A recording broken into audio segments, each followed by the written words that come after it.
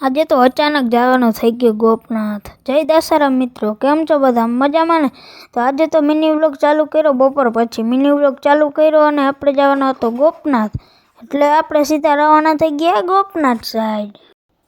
ગોપડી થઈ, ગોપના પાટીએ થઈ, ગોપ થઈ અને ગોપનાથના આવા ખળબચડા રસ્તા થઈ ફાઇનલી આપણે પૂગી ગયા ગોપનાથ। ગોપનાથ પૂગી ગયા અને પછી ચડવા માંડ્યા આપણે સીડીયું।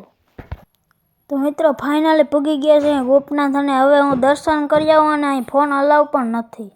ફાઇનલી ગોપનાથ મહાદેવના દર્શન કરી આવી ગયા ગોપનાથની બીજી સાઈડ અને આ છે ટાવર, તમે જ કોઈ દી જોયો નહીં હોય। અને પછી આવી ગયા ગોપનાથ ડુંગરના હાવ છેડે અને અહીંયાનો વ્યૂ જુઓ તમે ખાલી, અને અહીંયા છે પવન ચરખા। ગોપનાથ મહાદેવ પાસેથી આવી ગયા હનુમાન દાદાના મંદિરે અને આ છે હનુમાન દાદાનું મંદિર। અહીંયા એટલી હરિયાળી છે કે તમને મજા જ આવ્યા રાખે હો।